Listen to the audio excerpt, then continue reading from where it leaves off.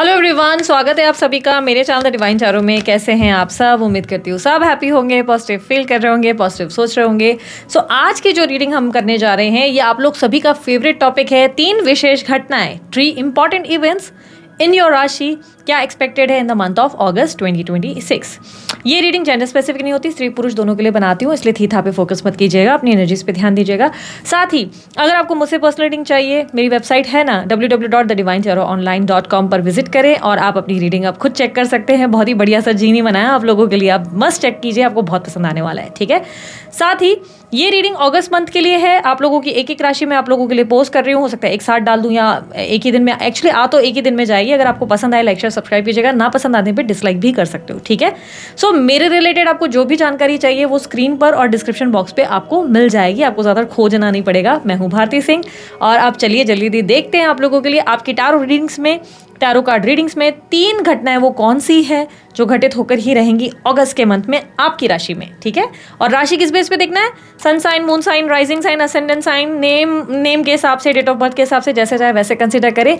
Best क्या रहेगा, नाम के अनुसार से देखो तो ज़्यादा बेस्ट है। फिर भी अगर आपको डिटेल्स रिक्वायर्ड हो आपको डिस्क्रिप्शन बॉक्स में मिल जाएंगे। अभी के लिए इतना ही, चलिए जल्दी शुरू करते हैं। So let's check. अब आप लोगों के लिए जेमिनी राशि वालों के लिए देखेंगे क्या एक्सपेक्टेड है in the month of August. 3 important events, Mithun राशि, 3 विशेष घटनाएं जो घटित होकर ही रहेंगी मिथुन राशि वालों के लिए। सो हमारे पास है सबसे पहले knight of wands, hermit, 5 of pentacles and judgement. Mithun राशि वालों, सबसे पहला इवेंट बता रहा है आपकी ट्रैवलिंग होगी। आपका कहीं घूमने का प्लान बन सकता है या कोई बहुत ज़्यादा लॉन्ग ड्राइव्स हो सकती हैं इस मंथ। आप जो है कहीं ना कहीं अगर आप बहुत समय से कहीं जाने का सोच रहे थे तो फाइनली आप प्लान बनाएंगे और बोलेंगे चलो लेट्स गो, जाना है। ठीक है, कोई तरीके की ट्रैवलिंग हो सकती है, हो सकता है आप गाड़ी खरीदेंगे, हो सकता है आप गाड़ी बहुत चलाएंगे, लॉन्ग ड्राइविंग होगी। आप किसी तरीके की ऐसी एक्टिविटी में जहाँ पे आपको घूमने फिरने का अवसर मिले, आपके काम के रिलेटेड हो सकता है आपको घूमने का मौका मिल जाए। ठीक है, काम के वजह से भी हो सकता है आपको ट्रैवल करने का मौका मिले। आपको बहुत एक्साइटमेंट होगी ट्रैवलिंग को लेकर, आप बहुत एक्साइटेड होने वाले हैं, बहुत ज़्यादा आपको जो है हैप्पीनेस फील होगी। लेकिन ये बात भी मैं बताऊंगी कि राइट आफ्टर ट्रैवलिंग, जब आप ट्रैवल के लिए जाएंगे और वापस आएंगे तो आपको कहीं ना कहीं लगेगा कि आपने अपनी एनर्जी वेस्ट करी।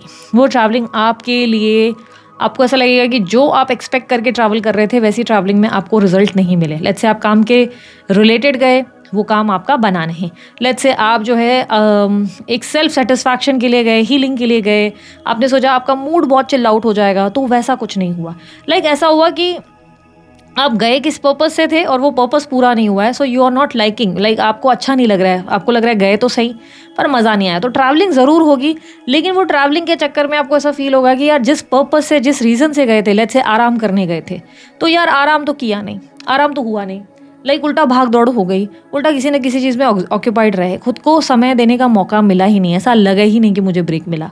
तो ऐसी फीलिंग आ सकती है। ठीक है, सो फर्स्ट इवेंट ट्रैवल को रिप्रेजेंट करता है। इन योर सेकंड इवेंट, इस मंथ आप बहुत उदास फील करेंगे, खुद को लॉस्ट, अनहैप्पी।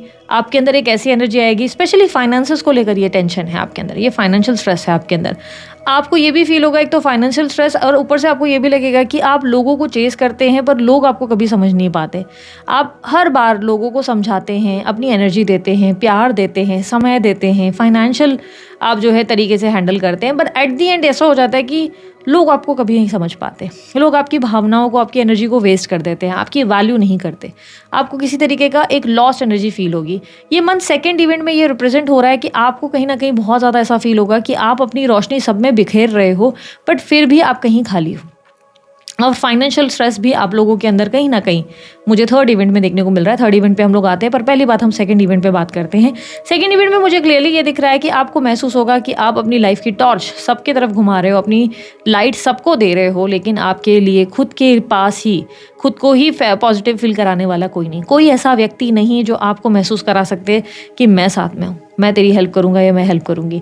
आप किसी तरीके से बहुत सैड और उदास और बहुत एक अजीब सी मायूसी को महसूस करेंगे, अकेलेपन को महसूस करेंगे। आपको लगेगा कि आप एक ऐसी जगह पर स्टक हो गए हैं जहाँ से बहुत लंबे समय से आप मूव नहीं कर पा रहे हैं। एक ही जगह एनर्जी आपकी रुक गई है, जहाँ पर आप बहुत समय से एक्सपेक्ट कर रहे हैं कि शायद कुछ बदल जाए, शायद कुछ बदल जाए। ठीक है, ये आपका कोई रिलेशनशिप भी हो सकता है कि जिसमें आप बहुत समय से फील कर रहे हैं कि शायद वो व्यक्ति का एक मूवमेंट हो, कोई एक्शन हो, या वो व्यक्ति समझे आपकी भावनाओं को, पर वो समझ नहीं रहा है या समझ नहीं रही। तो ये बात भी आपको हो सकता है परेशान कर रही है। ठीक है, इन योर थर्ड इवेंट यहाँ पे मुझे दिखाई दे रहा है डेप्थ। बहुत ज़्यादा खर्चे हो रहे हैं इस मंथ। आमदनी अट्ठन्नी, खर्चा रुपया, पैसे आवन के साथ जावन की तैयारी हो रही है। पैसा बच नहीं रहा है और खर्चे बहुत ज़्यादा हो रहे हैं, डेप्थ्स बढ़ रहे हैं, फाइनेंशियल स्ट्रेस आपके लिए बढ़ रहा है। प्लस आपको ये भी लग रहा है कि दूसरों के फाइनेंशियल बहुत अच्छे बहुत ज़्यादा आप फाइनेंशियल ग्रोथ है, आपको फाइनेंशियली इतनी ग्रोथ नहीं दिख रही है अपनी लाइफ में। यू आर नॉट फीलिंग कि आपकी फाइनेंसेस अच्छे हैं, आप अपने फाइनेंसेस को लेकर बहुत स्ट्रेस्ड आउट है। एक तरीके का आपको लगेगा कि इतना पैसा कहीं लगाया, किसी जगह इन्वेस्ट किया, पर उसका भी कोई फ़ायदा हुआ नहीं, उसकी भी कोई बेनिफिट हुई नहीं। कहीं आपने खर्च किया है, इन्वेस्ट किया है, तो उसकी वजह से आप थोड़े से परेशान हो सकते हैं, एग्जॉस्ट हो सकते हैं। कहीं ना कहीं आपके अंदर फाइनेंशियल स्ट्रेस ज़रूर रहेगा। प्लस आप किसी व्यक्ति को हो सकता है चेस कर रहे हैं और वो व्यक्ति आपकी भावनाओं को नहीं समझ पाएगा या नहीं समझ पाएगी। किसी कारणवश आप उस इंसान को चाहेंगे कि वो आपको समझे, पर वो किसी न किसी कारणवश आपको समझने में कहीं ना कहीं फेल हो जाएगा या फेल हो जाएगी। ठीक है, यूनिवर्स आप लोगों से क्या डिमांड करती है इस मंथ? वो यूनिवर्स आपको क्या गाइड कर रही है? यूनिवर्स आपको खुद को बदलने को कह रही है। यूनिवर्स कह रही है कि दोबारा एक नया जन्म अपने अंदर लाओ। जजमेंट की एनर्जी रिबर्थ का कार्ड है, जो ये कहता है एक नया जन्म अपने अंदर लाने की ज़रूरत है। ये नया जन्म का मतलब ये हो गया अपने सोच विचारों में, अपने बर्ताव में, अपने हाव भाव में एक परिवर्तन लाने का प्रयास करो। आपको लग रहा है कि इस तरह आपके सोच विचारों के साथ ही आप आगे बढ़ेंगे और लाइफ आपकी बहुत सही जाएगी। नहीं, इस तरह तो आप अपने आप को बहुत ज़्यादा अपसेट कर रहे हैं। यूनिवर्स कह रहा है कि अपने अंदर की गलतियों को समझो, अपने आप को समझो और अपने अंदर परिवर्तन लाने का प्रयास करो। कुछ अच्छे चेंजेस, कुछ बेहतरीन चेंजेस, जिससे आपकी लाइफ हील हो सके, बेटर हो सके। आपके अंदर के पुराने वर्जन को ख़त्म करना होगा, आपके अंदर के बचपने को ख़त्म करना होगा, आपके अंदर की इमेच्योरिटी को ख़त्म करना होगा। इट्स अ हाई टाइम जहाँ पर आपको मैच्योर होकर फैसले लेने होंगे, जहाँ पर आपको एक्सपीरियंस लोगों के साथ उठना बैठना होगा, जहाँ पे अपनी ही नहीं लोगों की भी प्रॉब्लम समझनी होगी। यूनिवर्स आपको पॉजिटिव साइड पे जाने को कह रहा है कि खुद को समझो, खुद में रिफ्लेक्शन लाओ, मैच्योरिटी लाओ, रिस्पॉन्सिबिलिटीज से डील करो। अब टाइम आ चुका है जहाँ बचपने को ख़त्म करना होगा और अपनी लाइफ को सीरियसली लेकर कुछ मेजर डिसीजंस लेने होंगे। और इस डिसीजन का मतलब ये नहीं है कि आप दूसरों को क्रिटिसाइज़ करें और सोचें दूसरे बेहतर कर रहे हैं पर मैं अपनी लाइफ में कहीं नहीं हूँ, या दूसरों की लाइफ बहुत बढ़िया है, दूसरे ही मेरे लिए करें, हमेशा मेरे लिए एफर्ट डालें। ये सोच को बदलना होगा, आपको अपने आप को बैलेंस वर्जन बनाना होगा। ठीक है, सो मिथुन राशि वालों, ये थी आप लोगों की रीडिंग अच्छी लगी लाइक शेयर सब्सक्राइब कीजिएगा, ढेर सारा प्यार दीजिए। अभी के लिए इतना ही, बाय, टेक केयर, ओम साई राम।